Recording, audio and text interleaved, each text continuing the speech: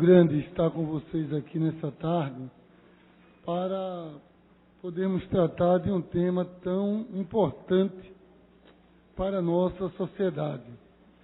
Essa reunião especial que foi solicitada por mim para que a gente pudesse debater sobre a prevenção do tratamento da gripe influenza H1N1. É importante a gente poder estar tratando esse tema num momento tão sério para a nossa sociedade, onde nós estamos vendo no Sudeste a forma como está já de forma alarmante a quantidade de pessoas que começam a morrer, diferente inclusive dos anos anteriores. Aqui no nosso estado foi confirmado ontem a primeira morte de uma pessoa. Então a gente está realmente preocupado, principalmente porque nós temos percebido que não tem tido uma campanha, eu diria, no sentido de alerta à sociedade. A gente está preocupado com a questão do alerta à sociedade. Então, essa falta de alertar a sociedade está nos deixando, assim, muito preocupados, e nós queremos poder fazer essa discussão aqui com vocês hoje. Para isso, nós temos alguns convidados que nós chamamos para estar aqui conosco hoje. Então, nós convidamos Ana Catarina Melo, que eu vou convidar para compor a mesa, coordenadora do Programa de Imunização do Estado de Pernambuco. Nós convidamos... Cadê o representante do município? Cadê o representante do município? Ali está do Estado de Pernambuco.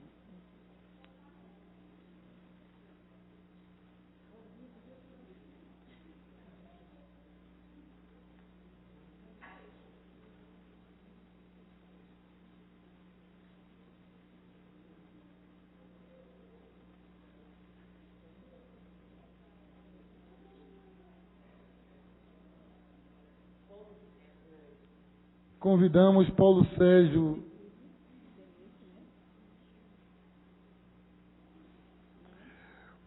Sérgio Ramos Araújo, presidente da Sociedade Pernambucana de Infectologia e pesquisador da Fiocruz.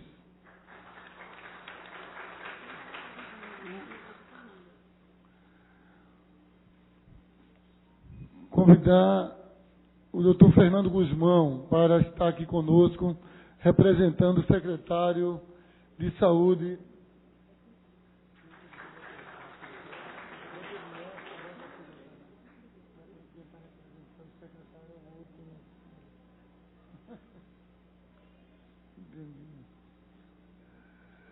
E convidar...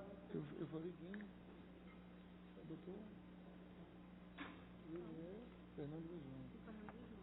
E Carlos Eduardo, representando o Hospital das Clínicas da UFPE.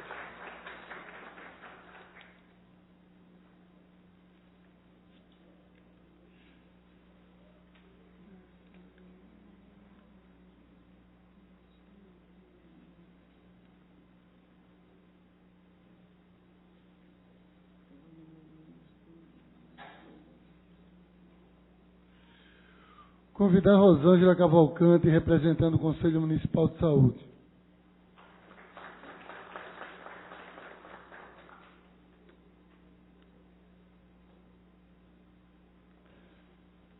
Quero também a presença da senhora Margarete de La Puente, Programa Nacional de Imunização do Recife, registrando...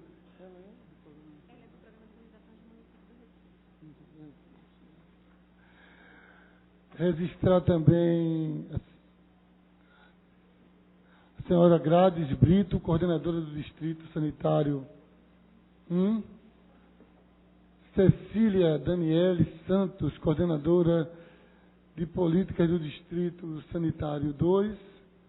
Verônica Lopes, Distrito Sanitário 8. Flávia Marcelo, Distrito Sanitário 3. Mara Regina Araújo, Distrito Sanitário 6, Silva Vasco, Distrito Sanitário 5 e Juliana Santiago, Distrito Sanitário 4.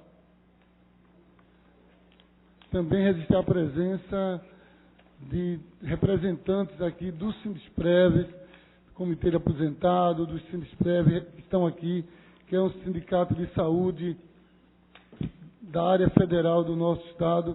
Também registrar a presença do Sindax, que trabalha,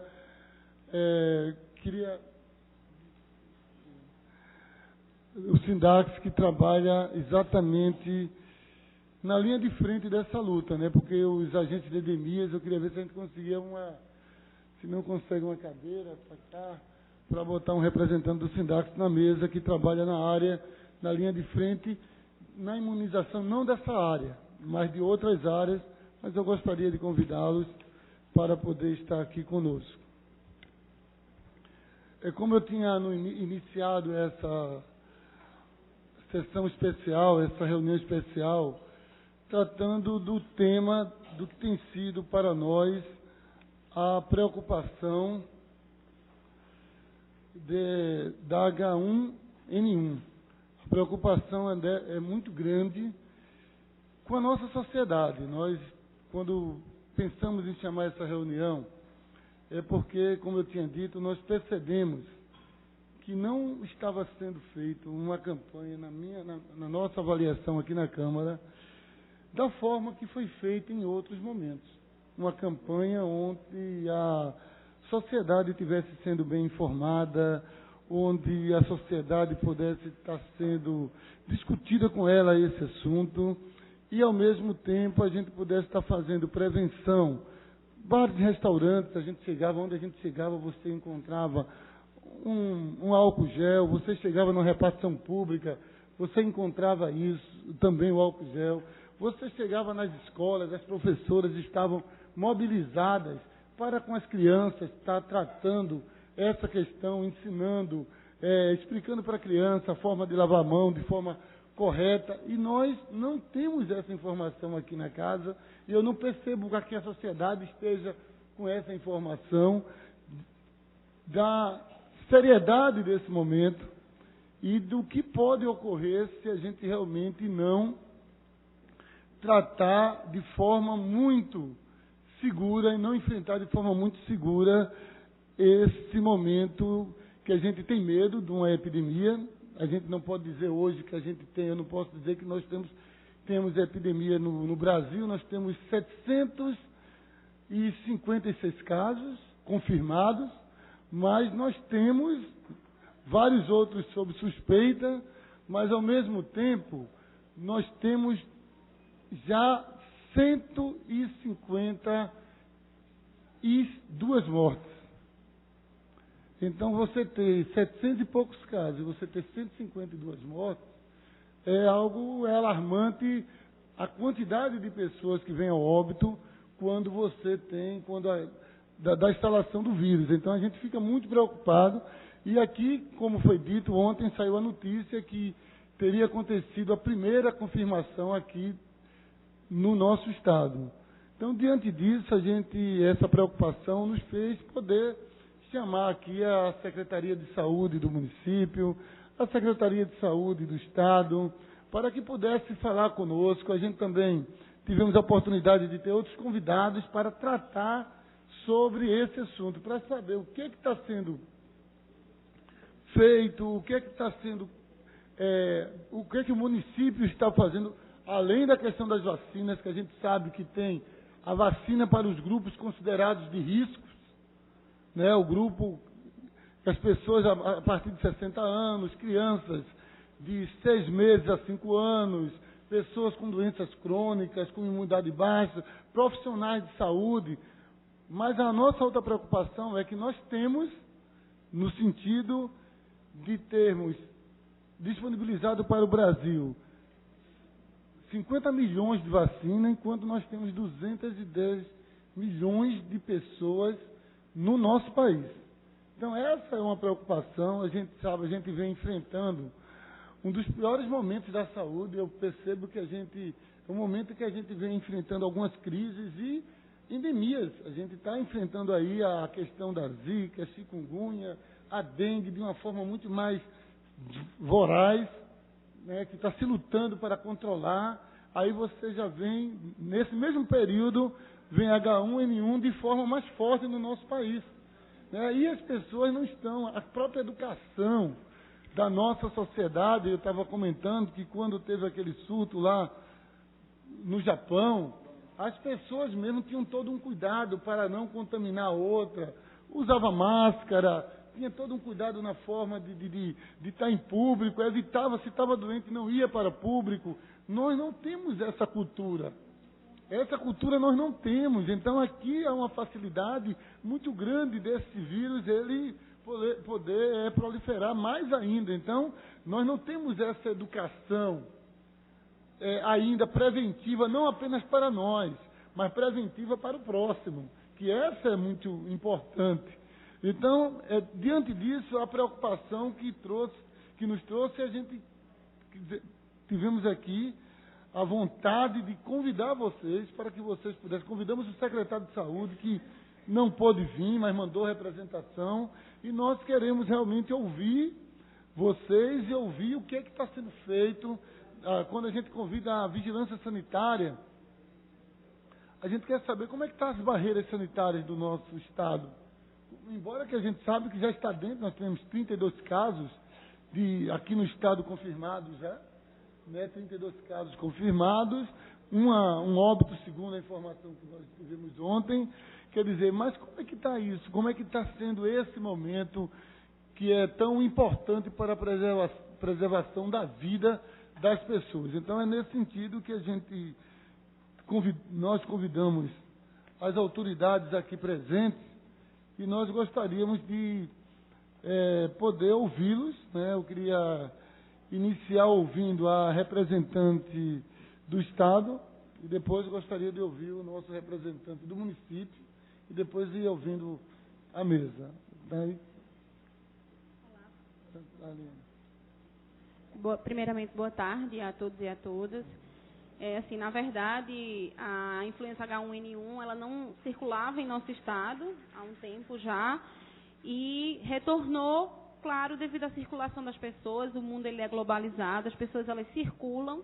O hemisfério norte estava circulando o vírus de H1N1, algumas pessoas provavelmente circularam por lá e trouxeram o vírus.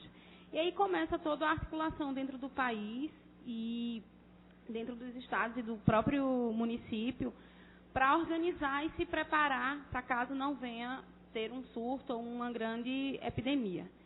E a respeito eu trabalho com imunização, sou responsável pelo programa de imunizações do Estado, e até para esclarecer todo o processo de vacinação, eu acredito, como o senhor questionou, a respeito da prevenção, o que é que a gente vem fazendo. Tem algumas coisas que precisam ficar claras, até para a população compreender, né? Primeiro, a definição, para se fazer uma campanha de vacinação, se ofertar uma vacina, algumas coisas são avaliadas. Primeiro, a situação epidemiológica. Como está o comportamento daquela doença e qual é a magnitude dela para a população. Depois, existe vacina suficiente? O laboratório produtor, ele tem a capacidade de entregar esse imuno? É outro questionamento que se é feito. E para a influenza, é sabidamente conhecido que não. Então, como é que nós trabalhamos? Nós trabalhamos com grupos prioritários. E esses grupos são grupos de pessoas que, quando adoecem, elas complicam mais e podem ir a óbito. É tanto que o objetivo da vacinação da influenza é o objetivo de reduzir internações e óbito. Não é de fato, você não consegue, com a vacina que nós temos, tirar totalmente de circulação o vírus da influenza, tanto que existem vários, certo? E aí, nós estamos na 18ª campanha de vacinação da influenza no país. Até 2009, essa campanha era realizada só em população de 60 anos e mais. A partir de 2010, essa vacinação ela foi ampliada, certo? Foi ampliada para grupos prioritários, que são as crianças de 6 meses a menores de 5 anos, as gestantes, as mulheres no período pós-parto, a população indígena aldeada, que é uma população que ela é mais vulnerável, e também tem a distância do acesso aos serviços, a população do sistema penitenciário, né, a população privada de liberdade, e os trabalhadores de saúde, que é aquele grupo que está na linha de frente para o atendimento dos indivíduos com possível suspeito de H1N1. Então, são essas pessoas que nós precisamos vacinar primeiramente, porque são as pessoas que vão atender. Então, eu preciso vacinar esse grupo, deixar esse grupo protegido, certo? Até também porque, se esse grupo começar a adoecer, o que é que vai ocorrer? Os serviços vão parar o atendimento. Então, você precisa ter esse grupo vacinado. Em Pernambuco, nós temos uma população em torno de 9 milhões de habitantes. Com esses grupos prioritários, nós vacinamos em torno de 2 milhões de pessoas. É pouco, se pensar no número. No entanto, é sabidamente conhecido que quando eu vacino muito bem esse grupo, eu quebro a circulação daquele vírus. Então, se numa família eu tenho uma criança que eu vacino, eu tenho um idoso que é vacinado, essas duas pessoas indiretamente vão estar protegendo o restante da família, porque vão estar ajudando a não circulação daquele vírus naquele local. Então, indiretamente, você tem alguns outros países, eles fazem, como é o caso da Argentina, eles vacinam a população toda. Mas eles nem conseguem vacinar todo mundo e assim eles não conseguem quebrar a circulação do vírus. Então, por isso que, apesar de vacinarmos grupos prioritários, certo? Hoje, nós conseguimos, de fato, garantir essa redução. Após a 18ª campanha de vacinação, vários trabalhos mostram que nós já reduzimos em torno de 80% o número de internações hospitalares e chega em torno de 39% a 40% o número de óbitos pelo vírus da influenza, claro que esteja na composição da vacina. Então, assim, nós trabalhamos há 18 anos e tem dado resultado, e cada vez mais a ideia é que esses grupos sejam ampliados. Não são grupos estáticos. Agora, isso que vai definir a ampliação desses grupos? O comportamento da doença na população e a capacidade que os laboratórios produtores têm de fornecer essa vacina. Quando você avalia os casos de influenza, de H1N1, eles ocorrem mais nestes grupos, nos menores, na população de 60 anos e mais, ou nas gestantes, ou nas pessoas com comorbidade, que tem alguma condição clínica especial ou alguma doença crônica. Então, na verdade, a gente está vacinando o grupo que também adoece mais. Então, a gente está conseguindo, com isso, ao longo do tempo, conseguindo, de fato, reduzir a proposta, que é reduzir as hospitalizações e internações. Agora, algo que, e aí eu falo enquanto uma profissional de saúde, algo que a gente precisa discutir cada vez mais é o seguinte: esse desespero pela vacina, ele está esse ano pelos óbitos de São Paulo. No entanto, a campanha de 2010 foi uma campanha que todas as pessoas procuraram em serviço, quiseram fazer a vacina. Mas 2011, 2012, 2013, 2014, 2015, os municípios tiveram muita dificuldade em atingir a meta. Tiveram muita dificuldade, porque a população não viu mais o número de óbitos, então ela não procurou mais os serviços. Então, a vacina ela é uma prevenção. O grande êxito da vacina da influenza está na população de 60 anos e mais. Né? Nos 18 anos de vacinação, a gente tem um bom resultado. E é uma população mais consciente que vem fazendo ao longo do tempo. Mas o restante, ele, na verdade, ele solicita a vacina, mas ele vai muito pelo medo do óbito, né, a dificuldade de não conseguir atendimento, a preocupação do adoecimento. E que, na verdade, isso está acontecendo mais esse ano, mas nos últimos anos nós temos enfrentado situações difíceis para conseguir, de fato, vacinar os grupos prioritários. Porque a criança, ela vai com a mãe até o posto de vacinação. A gestante, ela já vai até o serviço de saúde. O idoso, habitualmente, ele já procura.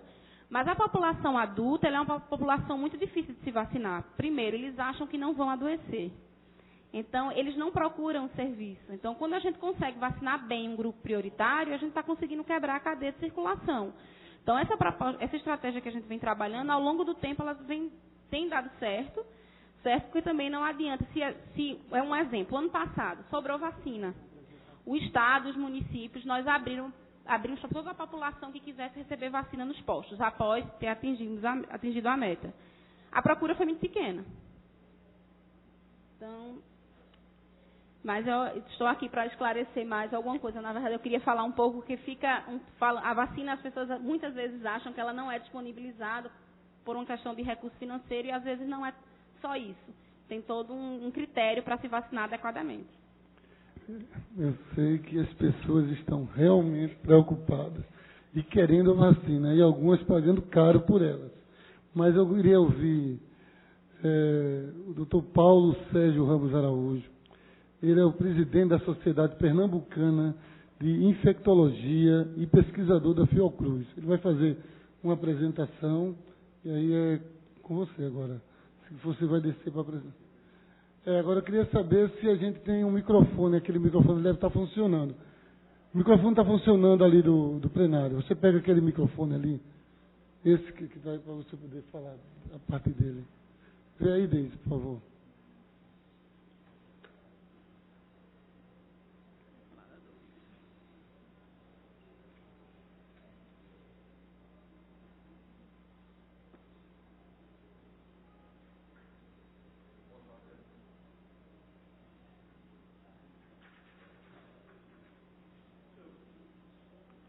Pronto, já vai. Nosso assessor para assuntos diversos na área de som. Agora, veio do microfone. Boa tarde a todos e a todas. E agradeço, em nome do vereador Luiz Eustáquio, o convite. Né, e estou aqui representando, enquanto médico, representando a Sociedade Pernambucana de Infectologia, que é uma entidade médica, né, que tem como finalidade agregar todos os médicos infectologistas de Pernambuco e atuar, inclusive, nessas causas relacionadas às doenças infecciosas. Então, vou falar de forma breve aqui, não é? Na verdade, eu trouxe essa apresentação e depois até achei que de forma equivocada, né? Que talvez a plenária, a sessão não tenha esse objetivo, mas aí me foi pedido, já que eu havia trazido, que eu falasse, né? Mas é uma apresentação breve, eu não devo gastar mais do que 10 ou 15 minutos para explicar um pouco do que é a síndrome gripal e o que ela pode acarretar, o que ela pode trazer. Vou passar, por favor.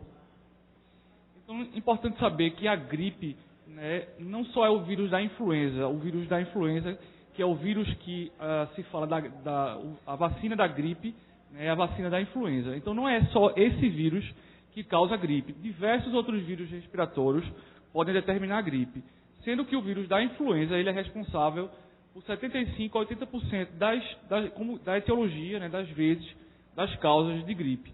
Existem vários outros vírus, alguns mais frequentes, outros menos frequentes, outros acometem mais a faixa etária pediátrica do que outros, mas o vírus da influenza é responsável pela grande maioria dos quadros de gripe que temos. Pode passar. Então, essa é uma figura do famoso vírus da influenza, né, o vírus que é o principal agente da gripe. E esse vírus, ele contém dentro dele, no interior dele, algumas proteínas. E a presença dessas proteínas, da distribuição dessas proteínas, é que vai classificar o vírus da gripe, né, nessa sopa de letrinhas que a gente ouve, né? Então, o vírus da gripe, aí tem a vacina para o vírus influenza A, influenza B, influenza C. Porque o vírus ele pode ser, a influenza pode ser A, B ou C. E o vírus da influenza A, existem diversos tipos, de acordo com a distribuição dessas enzimas, dessas proteínas, mas neste momento e nos últimos anos, mais frequentes são o H1N1 e o AH3N2. O AH3N2 é o que a gente chama de influenza sazonal, porque ele circula mais em determinadas épocas do ano, que nos países frios e nos estados da região sul-sudeste do país, como tem a estação chuvosa e fria mais bem definida, então há uma tendência nesses estados, São Paulo e os estados do sul, aos casos de gripe acontecerem mais durante os meses do meio do ano, né, que é o inverno. Aqui no Nordeste, a gente tem calor o tempo todo, né, então a gente não tem essa estação chuvosa e fria bem determinada. Então a distribuição da gripe no Nordeste e em Pernambuco é mais ou menos equilibrada ao longo dos meses, mas claro que ocorre um pouco mais no meio do ano. De acordo com esses vírus que circularam nos países no ano anterior, baseado nesses vírus que circularam, é que a Organização Mundial de Saúde determina, dá ordem para que sejam produzidas as vacinas para o ano posterior. Né? Então, a vacina que a gente tem para esse ano, para 2006, é baseada, probabilisticamente, nos vírus que circularam em outros países, inclusive no Brasil, no ano de 2015. Pode passar. Então, um indivíduo que está gripado, né, durante os primeiros dias de gripe, 1 ou 2 dias antes dele apresentar os primeiros sintomas e até mais ou menos o 5º dia da gripe, então, esse indivíduo, ele ao tossir, ele falar e principalmente ao espirrar, ele joga milhões de partículas do vírus no ar, né, através das gotículas de secreção de saliva e de secreção da mucosa nasal. Então, é uma das doenças infecciosas mais contagiosas que existem. Então, é muito fácil a gente estar dentro de um ambiente fechado, ter alguém gripado, e nem precisa da pessoa tossir nem espirrar. Basta ela falar, ela está eliminando ali no ar, né, fica em suspensão no ar durante algum tempo, até algumas horas, essas partículas do vírus. E aí, aquele indivíduo que estiver dentro daquele ambiente e que estiver vulnerável, né, ela vai inalar essas partículas virais e provavelmente vai adquirir vírus se esse indivíduo não tiver sido imunizado, não tiver recebido a vacina. Mas não é só pelo ar, né? Então, o indivíduo que está gripado, quando ele toca no nariz, ele dá um espirro ou ele passa a mão na face, ele está colocando os vírus, né, o vírus nas mãos. E aí ele aperta a mão de um outro indivíduo, ele toca numa superfície, toca na maçaneta de uma porta, toca no botão do elevador.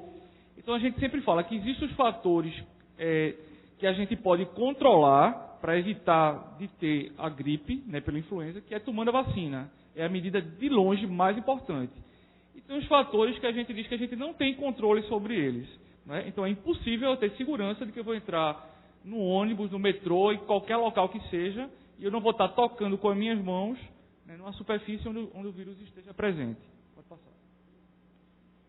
Então, gripe, o que é que define gripe?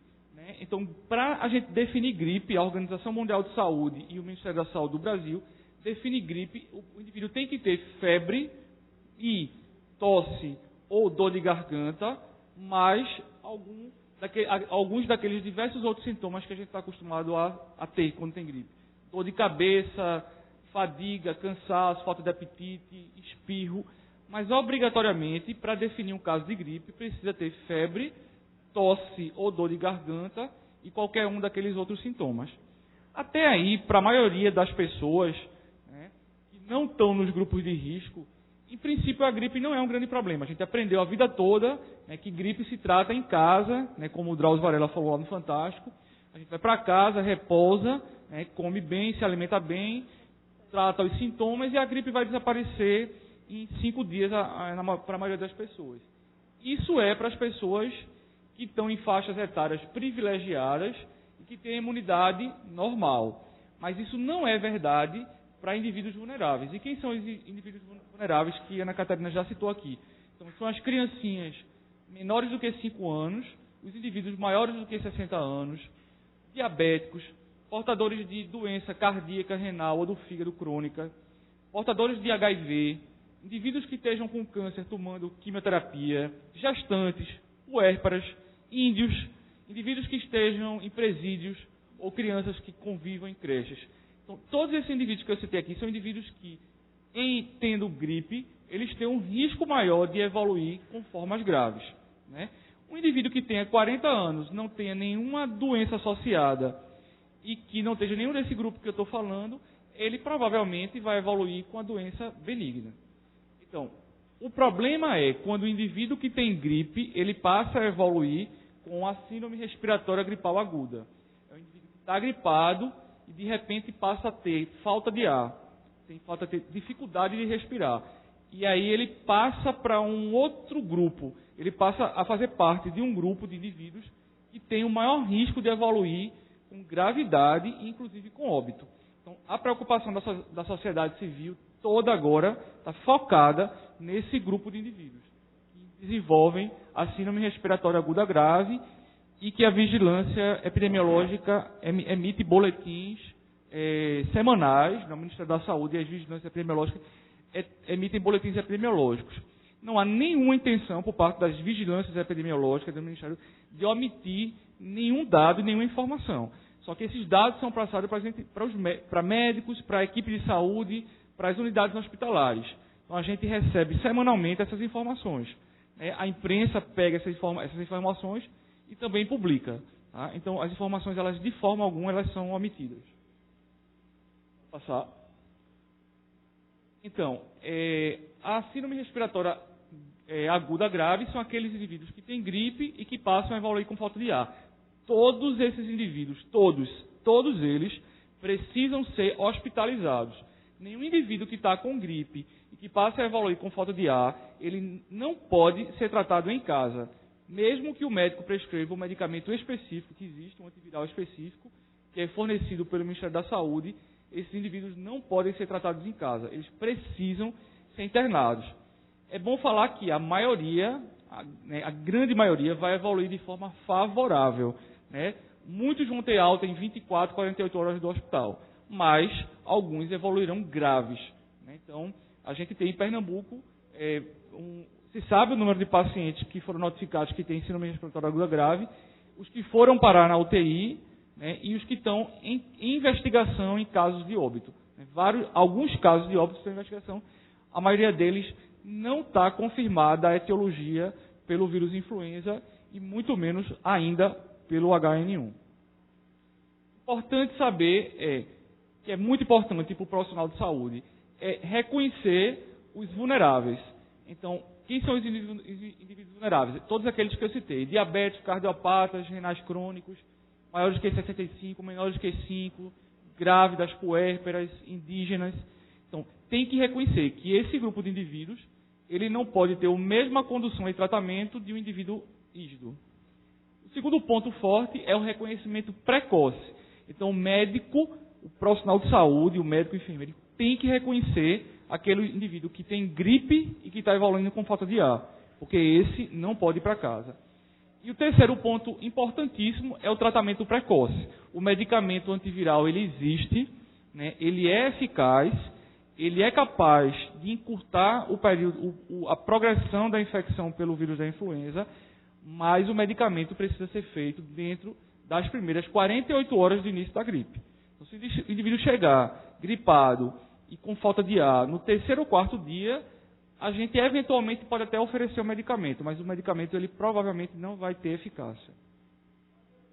Então é importante que nós reconheçamos os sintomas precocemente, inicie o tratamento antiviral dentro de 48 horas, né, e se esse indivíduo evoluir de forma grave, há necessidade de ter o suporte de terapia intensiva. Tem que ter vaga de UTI para os casos que evoluem de forma desfavorável. Pode passar, por favor. Passar.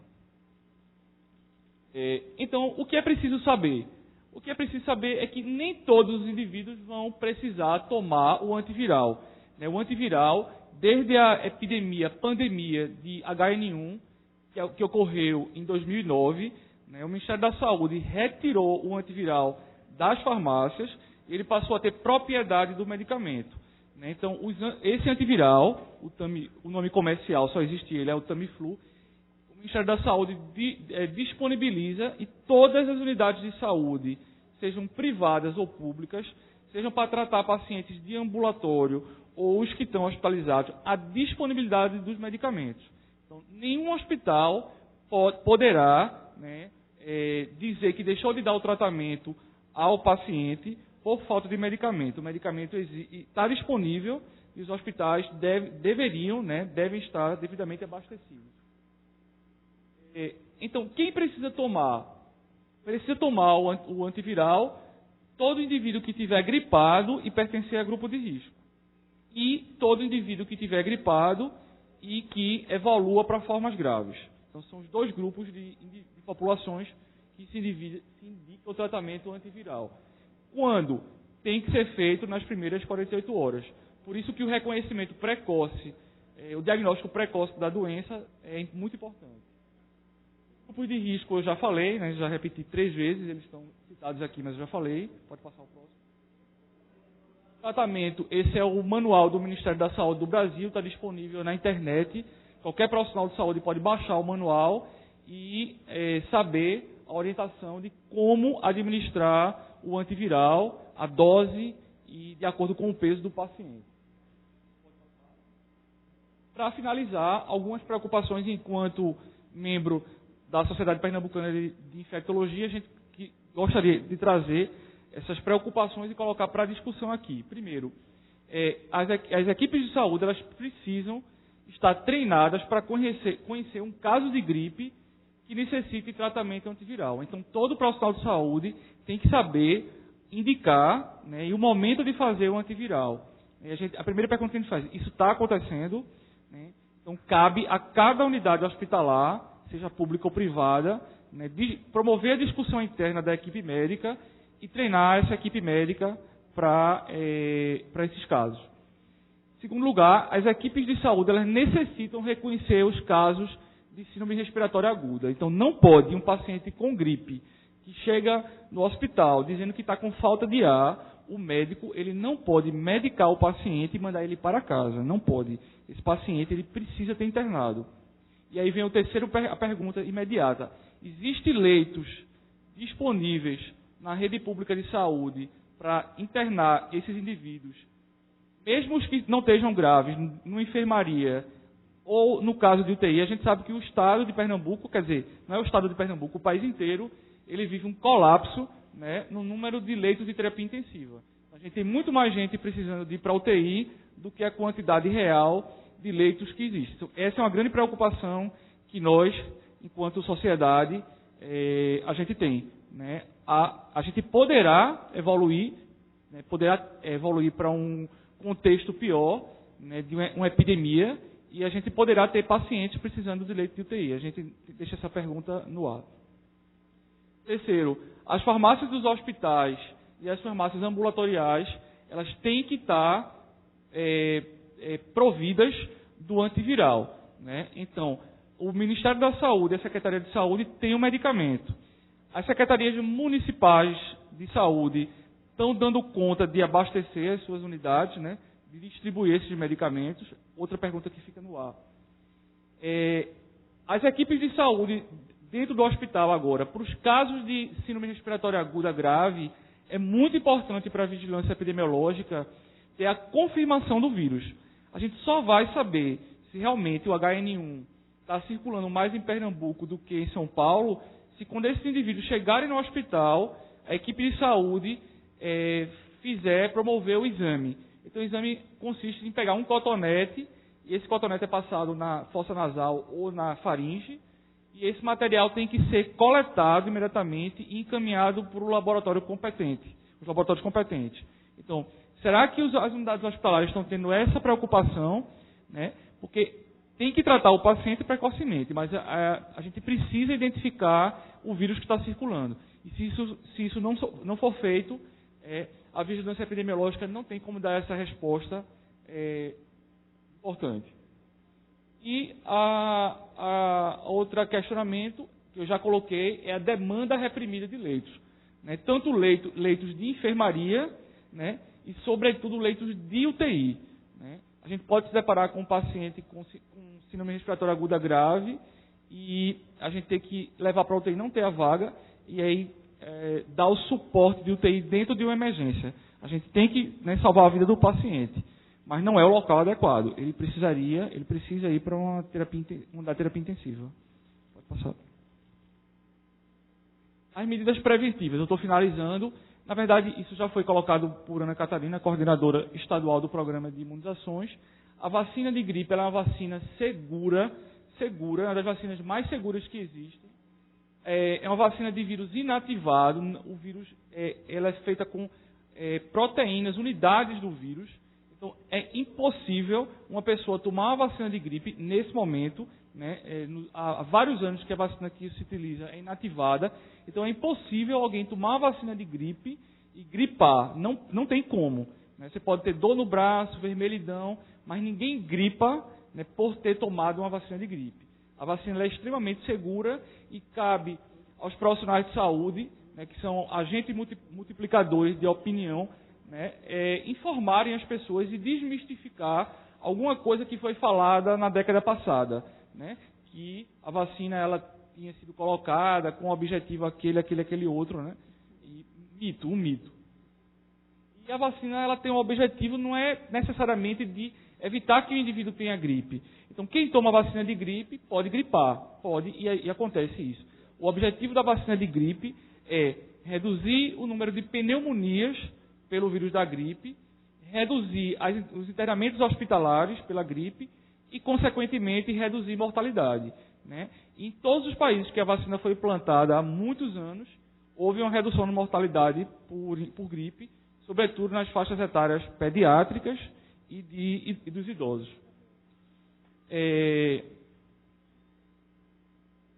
Pode passar? Era essa mensagem que eu gostaria de passar e assim os questionamentos que eu gostaria de ter colocado para que possam ser levados à discussão. Obrigado. Obrigado, Paulo Sérgio. Então, aproveitando, já que você trouxe, eu queria ouvir Carlos Eduardo, pelo CREMEP e do UFPE.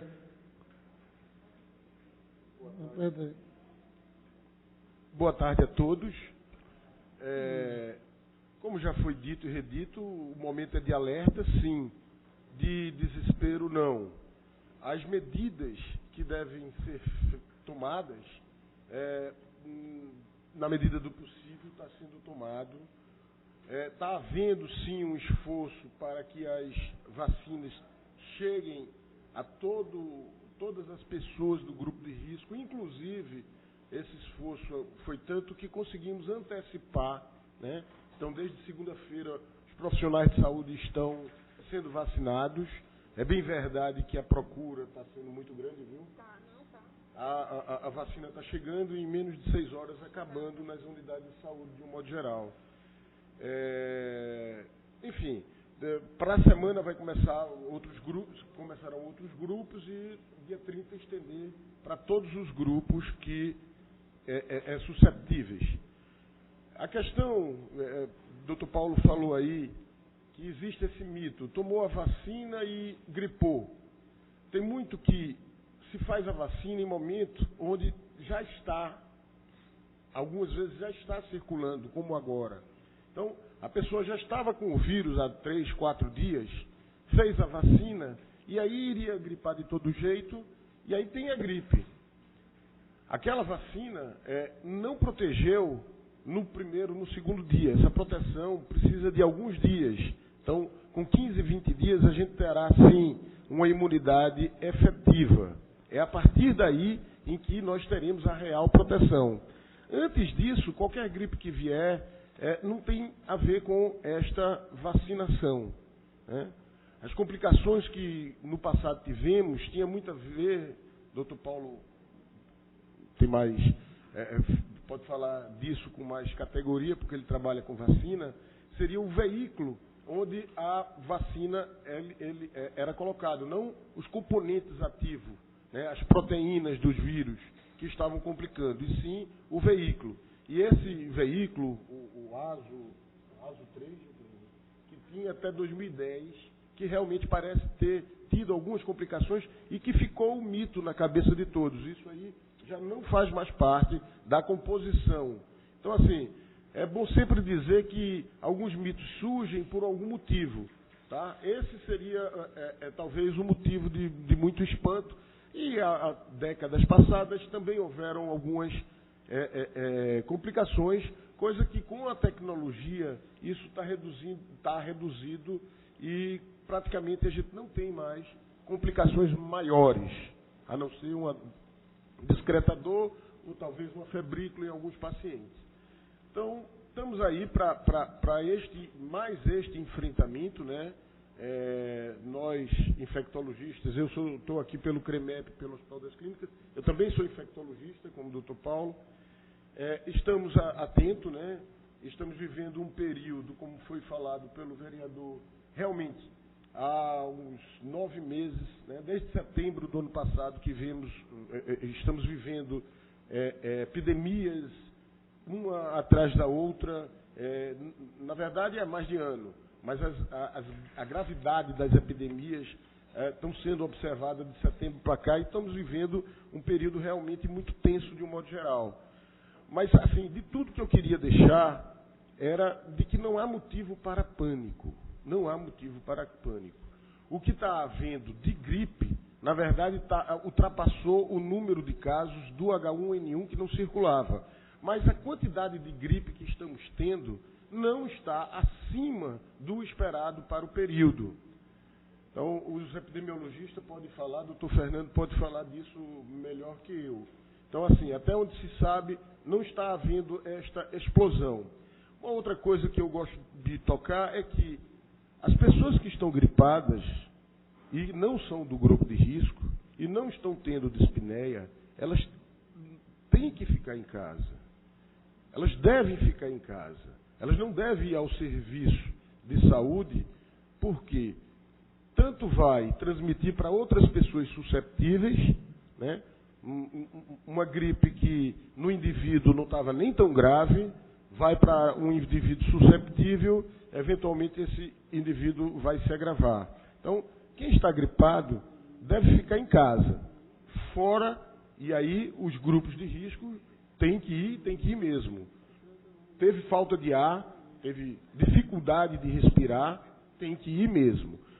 Mas se todos que tiverem gripe, uma síndrome gripal, procurar o serviço de saúde, a gente não vai ter serviço de saúde, nem na assistência primária, nem na assistência secundária, nem na terciária e nem nos serviços particulares.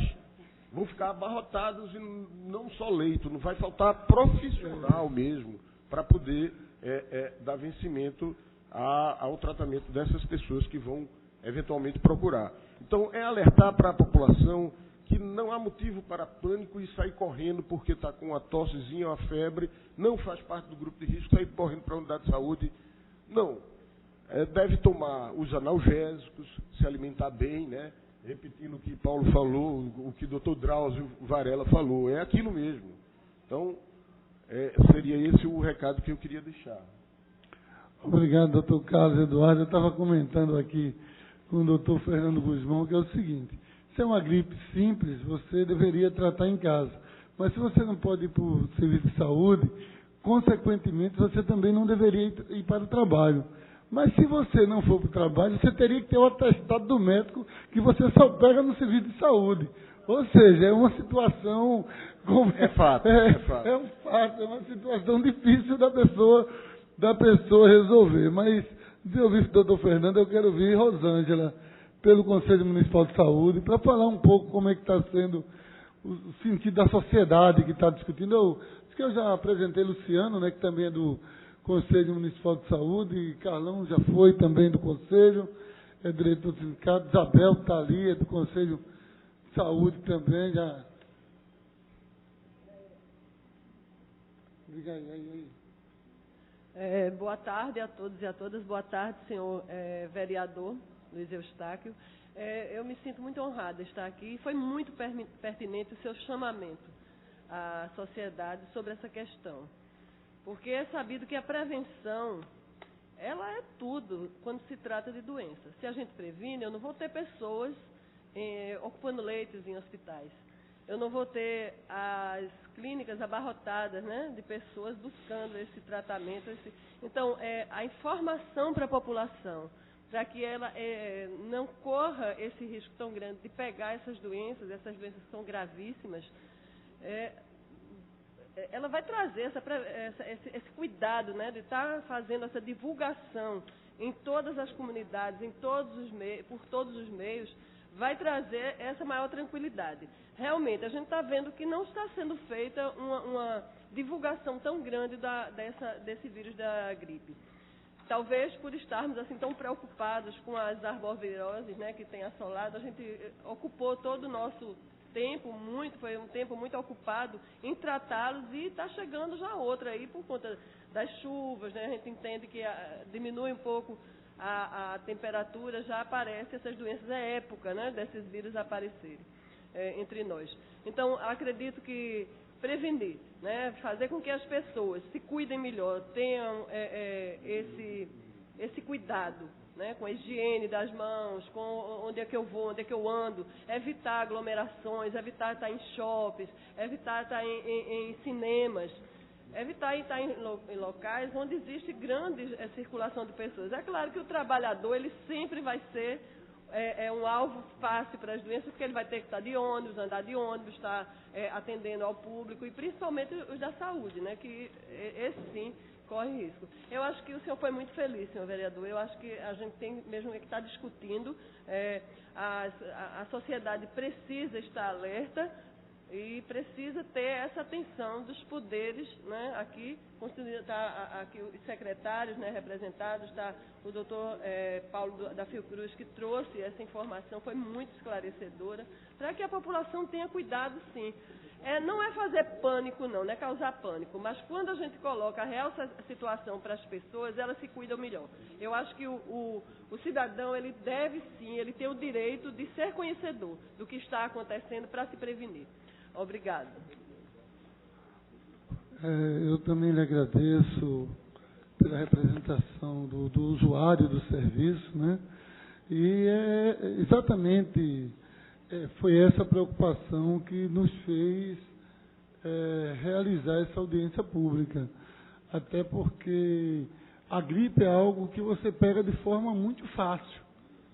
E se você não tiver uma forma de conter, ou uma forma de você explicar, ou uma forma de você realmente começar a fazer a divulgação e as pessoas buscarem evitar estar transmitindo para outras pessoas, a gente pode ter um caso, pode vir a ter um caos. Eu acho que o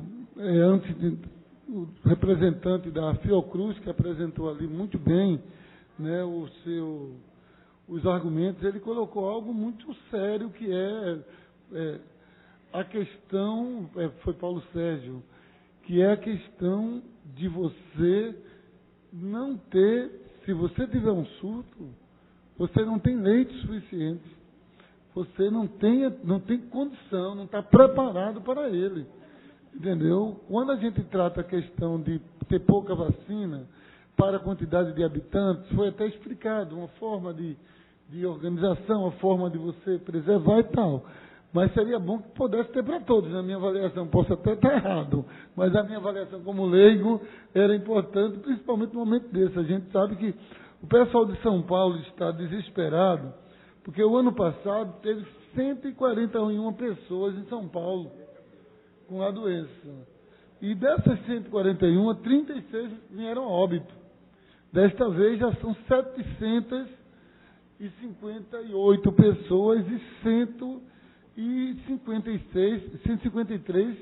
91 pessoas com óbito em São Paulo. Quer dizer, é algo assim muito... Aqui não, aqui houve o primeiro confirmado ontem, mas aí a nossa preocupação aqui conosco, é essa preocupação.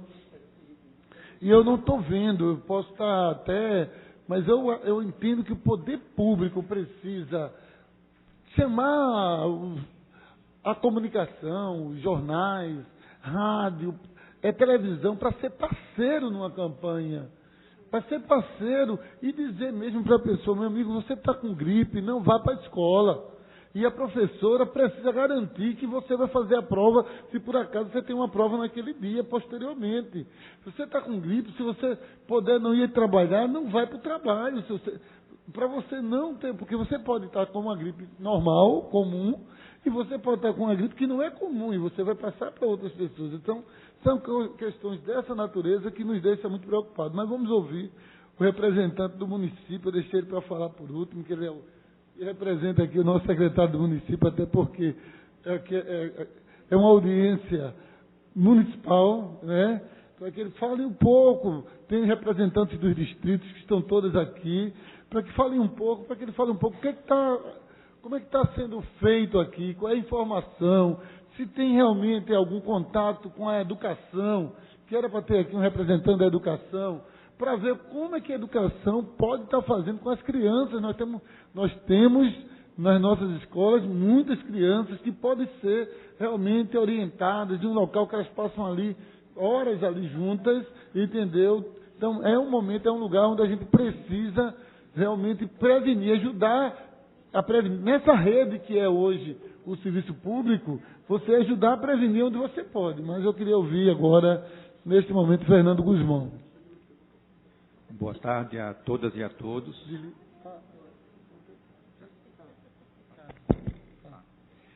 Em nome do doutor Jair Correia, eu agradeço o convite, é uma honra estar aqui presente e é louvável a iniciativa do vereador Luiz Eustáquio de chamar a atenção para esse problema de saúde. A gente sempre prefere esse tipo, né, de abordagem do que o contrário, a gente não se preocupar com as coisas e coisas desagradáveis acontecerem. Né? Então é sempre bom, a gente sempre se sente útil e trabalhando nesse sentido. Né?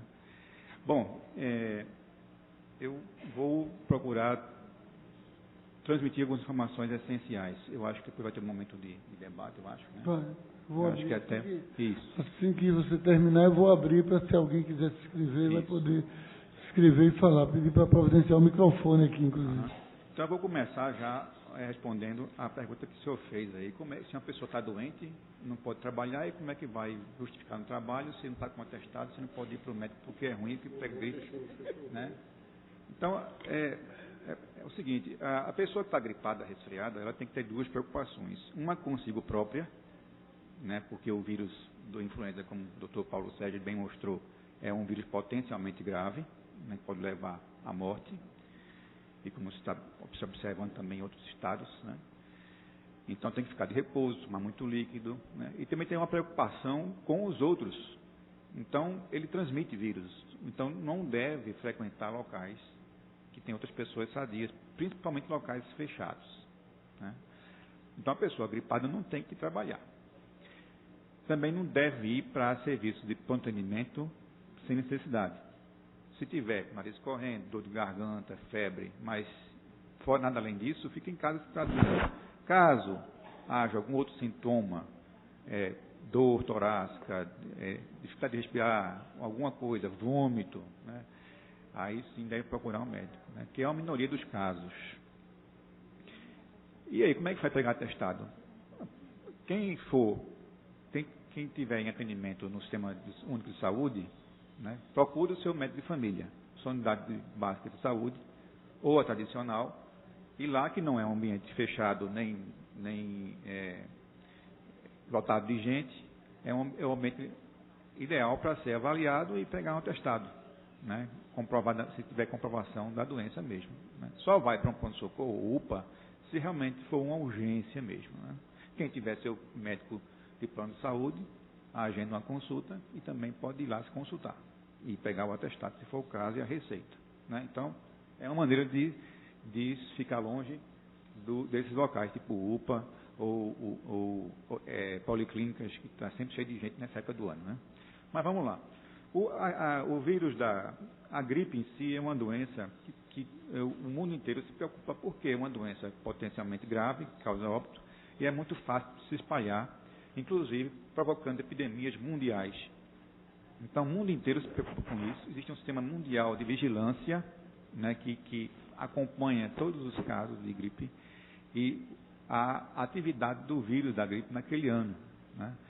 Esse sistema de vigilância é compartilhado com os países que fazem parte da Organização Mundial de Saúde, cuja sede é lá na Suíça. Né. Então, o Brasil faz parte desse sistema, os estados brasileiros fazem parte desse sistema e também esses municípios, principalmente como o nosso, que é uma capital do estado, que tem uma população muito grande. Então, há um sistema de vigilância ocorrendo rotineiramente desde 2009, né, que quando houve a introdução do H1N1 aqui. Esse sistema de vigilância, uma equipe específica de vigilância visita unidades de saúde sentinelas, que no nosso caso, de Pernambuco, são 6, entre municipais e estaduais, à procura dos casos, tanto de síndrome gripal, como de síndrome respiratória aguda grave.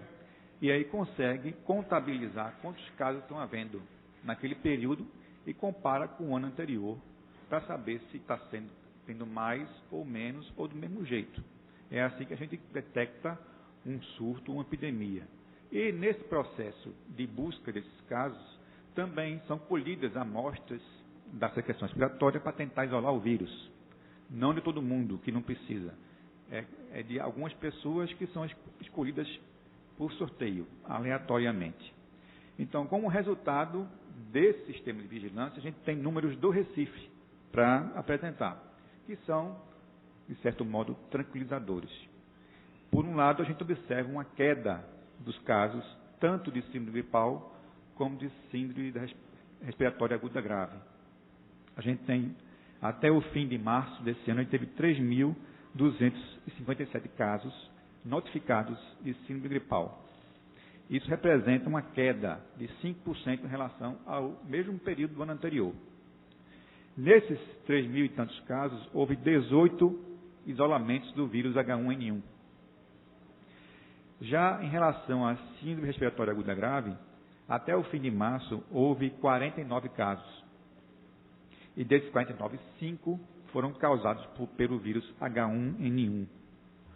Um desses casos, até o fim de março, né? Esse caso de ontem foi novidade agora.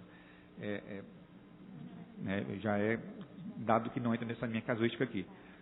Então, dos 49 casos, um foi a óbito e não foi isolado o vírus, nesse caso que foi a óbito. Esses 49 casos representam uma queda de 25% em relação ao ano anterior, no mesmo período. Em resumo, os casos de gripe desse ano estão menores em quantidade em relação ao ano passado. Isso quer dizer o quê? Nós não estamos em epidemia. A partir de dados do sul do país, a gente pode também dizer que, diferentemente do ano passado, como já foi dito aqui pelos colegas, há uma proporção maior do vírus H1N1, o que foi uma surpresa para todo mundo, que a gente esperava que houvesse esse aumento só a partir de agora, desse abril, maio em diante, que é o período onde tem mais casos de gripe. Mas começou mais cedo. Uma explicação para isso é que o vírus foi introduzido a partir de viagens ao exterior para áreas onde há circulação desse vírus no hemisfério norte. Como o pessoal que viaja mais é o de São Paulo, tanto para passeio como para trabalho, entrou por lá e ele se disseminou pelo Brasil inteiro. Isso é um comportamento que não é esperado, mas não é nenhuma surpresa. Isso, cada ano é um ano novo, então esse tipo de surpresa acontecem. Por isso que existe o sistema de vigilância tão rigoroso. Bom, então, por um lado, a gente fica mais tranquilo, porque os números de casos não estão maiores do ano passado, mas, por outro lado, a gente fica de alerta. Por quê? Porque a gente observa uma proporção maior do vírus H1N1. O que é que esse vírus tem de especial? Ele é um vírus que não costumava infectar ser humano antes de 2009. A partir de 2009, ele apareceu. Né? Isso também acontece de vez em quando no mundo inteiro, desde sempre, desde que o homem existe. Então, de vez em quando, em algumas décadas de distância, entra um tipo novo de vírus da influenza e causa doença mais do que nos anos anteriores. Foi da última vez que aconteceu isso. O nível mundial foi em 2008 ou 2009, né? Todo mundo aqui lembra, né? Naquele caso, é bem diferente. Teve uma epidemia, era potencialmente grave. Graças a Deus não foi tão grave quanto se temia, mas foi grave, né? E aí, naquela situação, várias medidas foram feitas, inclusive uma delas que persiste até hoje é a presença do álcool gel. Né? O álcool gel, como um método de lavagem das mãos, foi introduzido nessa epidemia e hoje até persiste, virou até cultura nossa, onde a gente vai almoçar num restaurante por quilo, sempre tem lá um dispositivozinho, né, um dispensáriozinho da cultura, a gente vai lá, faz assim antes de se servir. Isso foi uma cultura, um hábito que foi introduzido e que foi muito bem introduzido. Certo? Bom, então estamos em alerta. Diante desse quadro, o que é que nós estamos fazendo? Né? Agora vamos para os finalmente. O que é que tem sido feito? Que não está aparecendo para o grande público, não é isso, vereador? Isso é que é preocupação.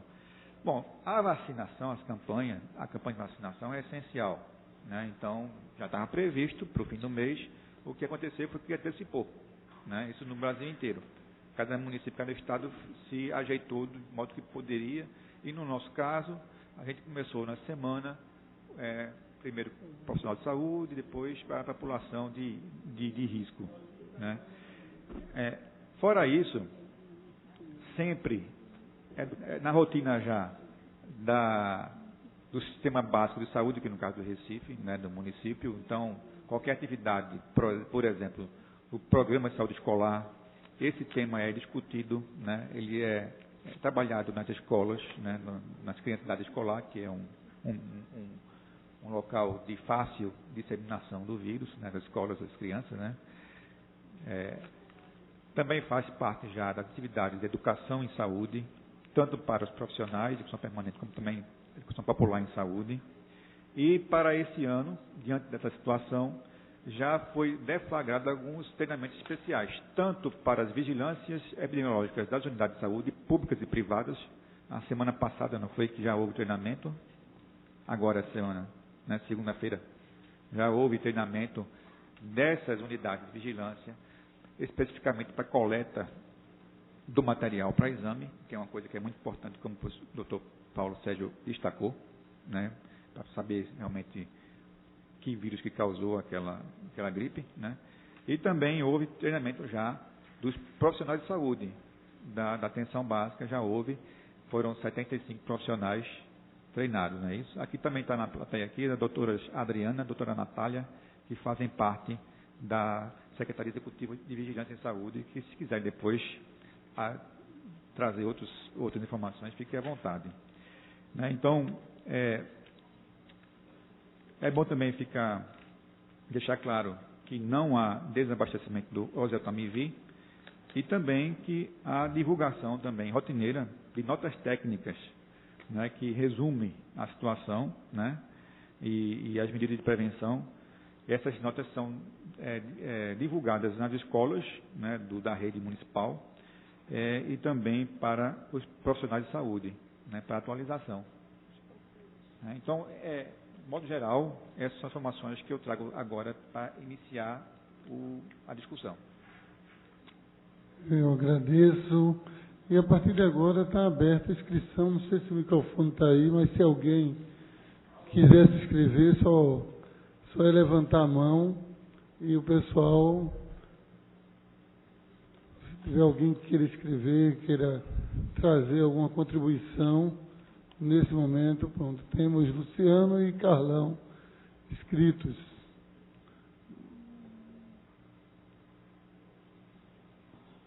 Boa tarde a todos e a todas. Queria só, Luciano, solicitar que a gente fizesse a intervenção dentro de 3 minutos, só para ficar bem. Obrigado. Dentro do que já foi explicado aí, o Conselho Municipal de Saúde, dentro de suas prerrogativas, nós que fazemos a fiscalização, no caso, que estamos sempre a detectar as demandas, as faltas de suas aplicações nas unidades. Eu acho que há uma preocupação que eu vi aqui também, para se ter uma atuação, seria nos portos, aeroportos, rodoviária. Se devia ter um cuidado da entrada desse povo que vem de outros estados, para que seja montado um stand sobre vacinação. E eu até vou mais além sobre a questão dos trabalhadores, onde que a preocupação dessas viroses que está aí sempre surgindo, que o Ministério do Trabalho criasse uma preocupação maior dos trabalhadores que tem que ter o cartão de vacina. Quando ele vai fazer o seu emprego, ele vai se cadastrar para o emprego dentro do exame admissional, teria que fosse criado um cartão de vacina para apresentação. O que se quer seria mais confiável na tramitação do seu trabalho, uma performance melhor de saúde e de garantia dentro do local de trabalho. Entendeu? Eu acho que a gente vai ter essa atuação bem mais assim rigorosa nesses setores, que realmente é onde tem essa tramitação, de onde está partindo mais do sul. Agora vem São João, muitas pessoas trazem. E essa preocupação deveria estar assim, olha, chegou o ônibus, chegou o navio, botava lá o estande da saúde de vacinação. Quem não se vacinou, dava o aviso dos idiomas aí legais, né? Então, acho que é um encaminhamento até para que seja dado pelo Secretaria de Saúde pela CESAL, é questão de visão e querer colaborar com o que foi dito. Ok, obrigado. Luciano, eu agradeço. Inclusive, essa sua fala me traz que Ana Catarina, que é representante aqui do Estado, ela falou que a pessoa que morreu de Pernambuco, ela morreu em São Paulo e ela pegou o vírus em São Paulo. Registrou por conta da moradia dela ser aqui. Isso demonstra que, às vezes, você, quando se desloca, você tem tanto potencial de pegar onde vai ou de você trazer. Então, essa ideia, que ela poderia ser, inclusive, mais avançada, no sentido, se você está com gripe e está viajando, dentro do próprio avião, você já poderia preencher um protocolo ali, de que você está, porque quando chegasse, alguém receberia, você já deixaria, porque você está vindo, porque se você vem do exterior, era bom que você tivesse, isso aí é uma barreira sanitária. Você coloca na barreira sanitária, você coloca, já disse que você está gripado e tal, você anota, aí todo mundo fica sabendo que você chegou naquela situação. Tanto se você vem de navio, tanto do sudeste, como você está falando, mas muitas vezes quando vem também de fora do país, que foi o que se coloca que o vírus veio, e nós temos alguns voos internacionais aqui em Pernambuco, mas foi muito boa as suas sugestões. Pode esclarecer. Porque como ele perguntou a respeito das barreiras sanitárias, existe um trabalho que é feito pela Anvisa, que é responsável pelos portos e aeroportos. E nos aeroportos já sinaliza, se as pessoas apresentarem a sintomatologia, e aí, nesse momento, a influenza, eles solicitam que essa pessoa procure o posto da Anvisa justamente para se registrar e saber como conduzir naquele momento. E respondendo a respeito do, que deveria ter uma banquinha, um posto de vacinação, a vacina, a grande maioria das vacinas, elas começam a proteger o indivíduo após 10 dias após a administração da vacina. Então, fazer naquele momento não vai dar a resposta que se espera. A vacina da influenza começa depois da segunda semana, a proteção. Então, o ideal é o indivíduo ele ter o cuidado antes da viagem, certo? Para que não tenha esse fluxo e levar de um canto para o outro alguma doença. Vamos lá. Carlão, a sugestão é que se começasse a cobrar quando o pessoal vem do Sudeste para cá de avião, que pegasse a vacinação e fizesse antes, 10 dias antes, para poder viajar. Isso é possível. Isso é possível. Não acontece porque quando a gente vai para o exterior, a gente não tem que ter se vacinado 10 dias antes. Então é possível também que pudesse ocorrer. Mas, Carlão, e depois a colega, como é teu nome? Depois Roselene. Vereador. Vamos lá, Carlão. 3 minutos. Boa tarde a todos e a todas. Quero parabenizar a mesa na pessoa do vereador Luiz Eustáquio, e parabenizar por essa discussão que nós estamos fazendo. Eu estou no Conselho Estadual de Saúde, representando o Sindesprev, e se dizer que ainda no Conselho Estadual de Saúde nós não estamos ainda discutindo a questão dessa gripe, que na realidade ela está no percentual maior em São Paulo e no Paraná, mas eu acho que a gente deveria já começar a nos preparar para, para não ter o surto aqui no estado de Pernambuco. Eu me vacinei da primeira vez, e estou com imunização, mas mesmo assim hoje, lá no hospital, que sou funcionário do Hospital Geral de Areia, sou do Ministério da Saúde, tomei a vacina e todos os servidores lá do hospital estão tomando a vacina.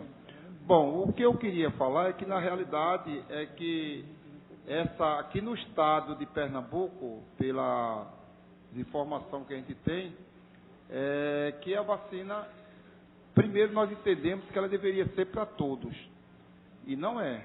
Ela está sendo só para crianças, me parece até 5 anos, para os idosos e para funcionário da saúde. E aí a minha preocupação é o seguinte, tanto as pessoas, como o companheiro colocou, que está vindo de outro estado, como foi comprovado que essa pessoa que faleceu, ele veio de São Paulo, Não, ao contrário, a pessoa, desculpe, A pessoa saiu daqui, é pernambucano, foi para São Paulo, pegou e morreu lá. Mas aí está na estatística de Pernambuco. Okay. Bom, então, na realidade, eu acho que a preocupação que a gente tem é assim que, se a gente não tiver cuidado, eu acho que deveria, não só o que tem sido feito hoje através de rádio e televisão, mas eu acho que, na minha visão, não tem ido para a população mais carente, não é? Os setores de saúde, né, por exemplo, como o companheiro ali dos médicos, né, do CEMEP comentou, que na realidade as pessoas que tiver com esses sintomas, mesmo que não seja um sintoma forte, não ir para os hospitais, mas a população não está sabendo disso ainda. É necessário que se faça a Secretaria Estadual de Saúde, junto com a Municipal, né, faça um panfleto para poder, o carro de som, comunicar no rádio, né, comunicando essas pessoas que nesses casos não vá, porque na realidade a primeira coisa que acontece é que eles correm para os hospitais sem esse surto já está sobrecarregado, saí do Hospital Geral de Areia, estava superlotado lá e não tinha ninguém com sintoma de gripe, né, mas está lotado, e aí para as pessoas entenderem que para o bem dele, é melhor que ele não vá, para que ele não venha pegar, né? Porque hoje nós temos dificuldade, hoje na área de saúde, porque a gente tem visto hoje como está sendo tratado os pacientes hoje nos hospitais. Por exemplo, quinta-feira passada, a ambulância do Hospital de Areias, ela levou um paciente que estava com tuberculose muito forte, até evacuando sangue, né? E essa ambulância levou esse paciente para o Hospital Otávio de Freitas, que ele foi encaminhado para lá. Quando essa ambulância voltou, essa ambulância não foi higienizado ela, e o que aconteceu? Essa ambulância depois levou uma criança, tá certo? Levou uma criança para a restauração. Quer dizer, a ambulância cheia de vírus da tuberculose daquele senhor, né, que espirrava os motoristas, a única coisa que ele usa, e a enfermeira, aquela coisa que usa, que na realidade, a máscara que na realidade não protege tanto. Então, a nossa preocupação é isso, que muitas vezes daria para resolver a situação se houvesse prevenção dos usuários com relação a essa doença. Que ao chegar, não está todos vacinados, automaticamente ela vai se proferar. Ok? Então, que fizesse papel para distribuir, panfleto para distribuir nas cidades, no lugar mais caro, porque muitas vezes o pessoal não tem nem informação que é quem mais sofre. Muito obrigado. Vereador.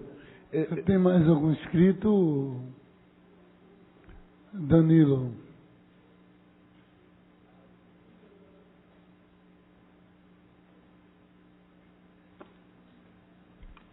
Primeiramente, boa tarde a todos e todas.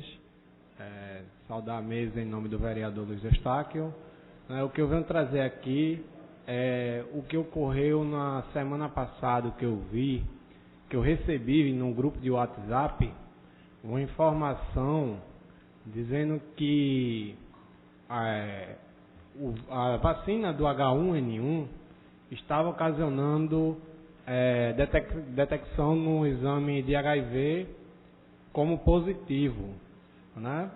Imediatamente, como pesquisador também que eu sou, né, não exatamente da área de saúde, eu fui pesquisar na internet e verifiquei que foi discutido isso também em 2010 e que estava sendo gerado, na realidade, um falso positivo sobre isso, né?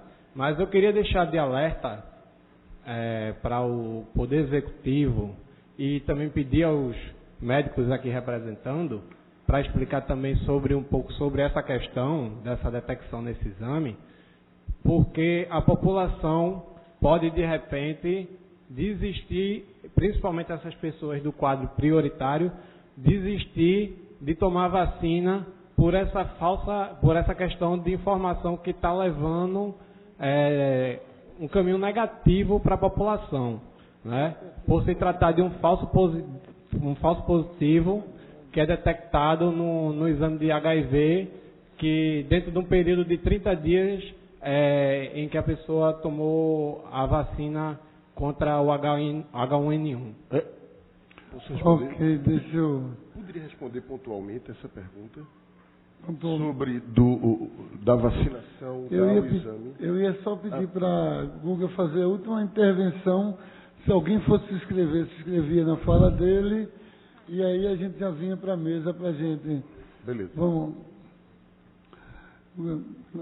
Sua fala, se encerra as inscrições.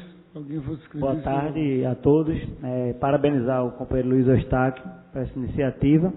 É muito importante a gente estar debatendo pontos como esse, antes mesmo que a coisa possa tomar proporções maiores. Em nome do nosso sindicato, Agentes Comunitários de Saúde e dos Endemias, dizer que nossos profissionais estão lá na ponta, fazendo o combate, e concordo muito com o que Carlão falou, que a proteção também do trabalhador, a gente tem que estar sendo sensível a isso. O sindicato ele combate muito essa questão, porque o agente comunitário, ele está lá na comunidade, ele atende os grupos de risco, inclusive acamados e outros hipertensos diabéticos, fazendo também um trabalho de convencimento. A gente precisa convencer, tendo em vista esses boatos, que muito prejudica a sensibilização da população, e é o ACS que está na ponta.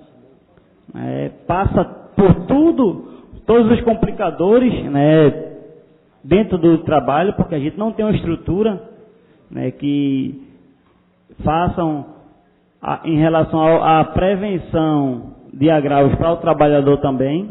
A gente precisa estar atento a isso, porque o trabalhador está lá exposto, como a gente sabe que é um vírus e todos nós estamos lá no nosso dia a dia. Então, o trabalho também tem que ser visto em defesa da saúde do trabalhador.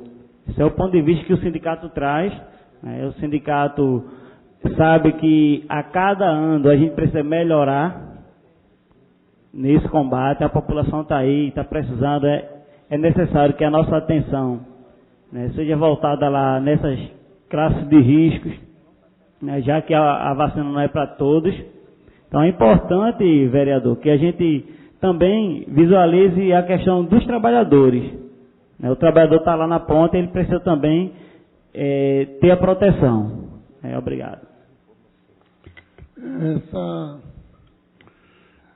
Essa fala é muito pertinente, Guga. Ainda tem Alexandre, está escrito, é o último inscrito. Pronto.